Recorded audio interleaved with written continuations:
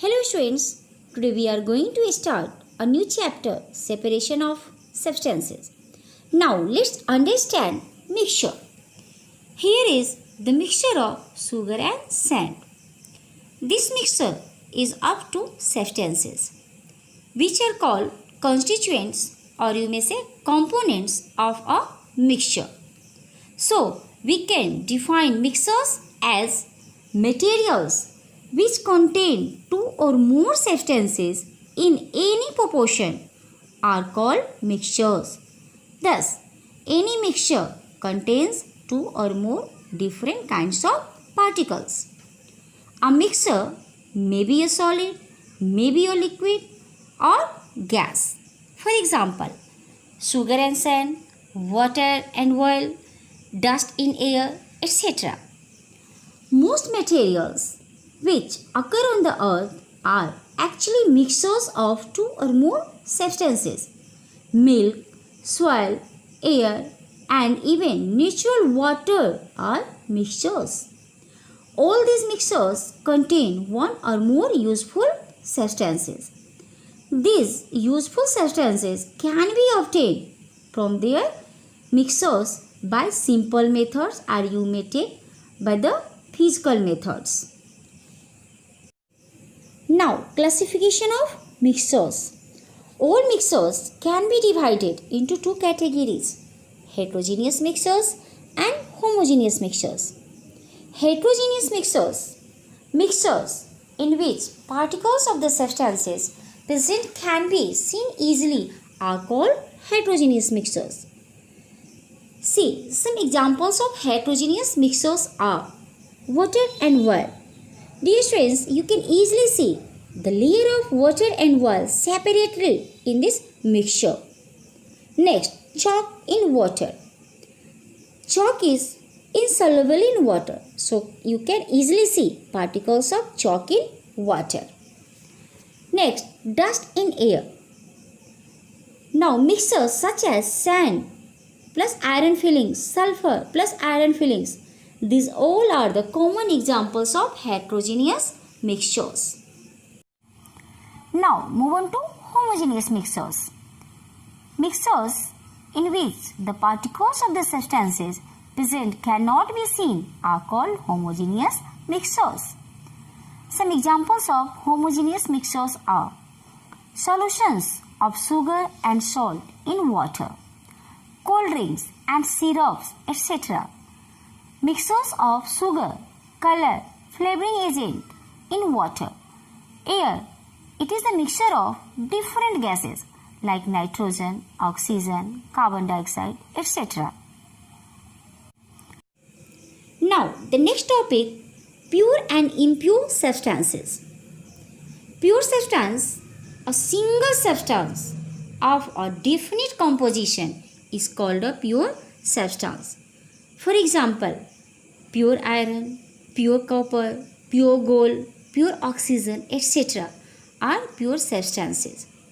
Pure substances contain particles of only one type. There is no mixture of another kind of particles over there. A pure substance has a fixed melting or fixed boiling point. A pure substance has its characteristics, taste, color and odor. Impure substance, a substance in which some other substances are also present in a smaller amount, is called an impure substance. Impure substances contain certain impurities. Impurities present in any substance may be change one or more properties of the substance. Most substances that occur in nature may contain one or more useful substances. May one useful substance and one or more harmful substances. So it is very important to make the useful substance from a mixture. These impurities must be separated from the useful substance. Here, impurities means unwanted or harmful substances present in a mixture. To remove harmful constituent, Dear students, you must have seen your mother to remove small pieces of stones and undesirable seed grains from rice and dals before cooking to obtain a pure sample of a substance. Impurities present in any substance are removed to obtain a pure sample of the substance.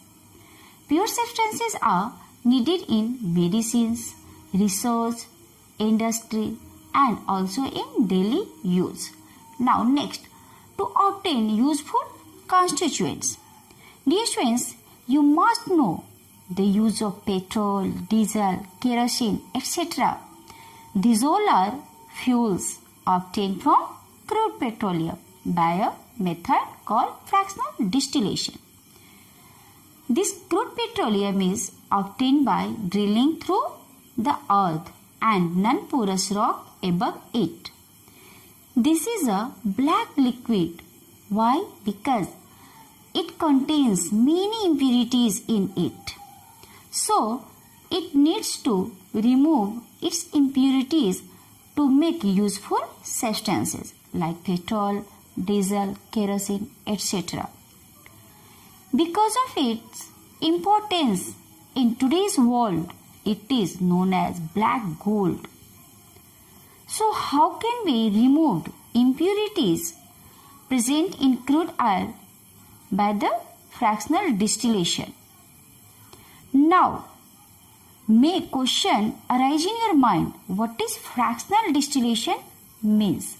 Dear student, fractional distillation means crude oil is first heated to about 400 degrees Celsius in a furnace. See in figure. The vapors formed are passed into a tall fractionating tower. The hydrocarbons with the highest boiling points. Hydrocarbon means the constituent present in crude oils. Condense first. They get collected near the base of the fractionating tower. I hope you understood it. Now move on to methods for separating the constituents of a mixture.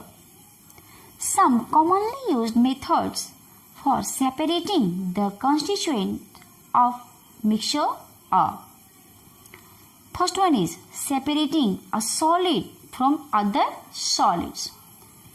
First method we are applying here, hand picking. This method is used only when the unwanted material is present in a smaller quantity. Size, shape or color of the unwanted material is different from that of the useful one. Most food grains such as wheat, rice, pulses, etc. contain very small pieces of stones and sometimes insects also. These small pieces of stones and insects present in any food grain are removed by hand picking. Now next one is sieving. This method is used for separating solid constituents of a mixture which differ in their sizes. In this method, a sieve having holes of proper size is used. This method is used for the following purposes. First, for separating chaff from wheat flour. Second, for separating fine sand from gravel, etc. Now, next one is winnowing. The process of separation of grain from husk and hay with the help of wind is called winnowing. This method is based on the property that grains are heavier than husk and hay. Farmers use this method for separating wheat grains from husk. Now, next one is threshing. The process of separating grains from sun-dried stalks is called threshing. In this process, the stalks are beaten against any hard surface such as a large rock or a stone slab, etc. to free the grains.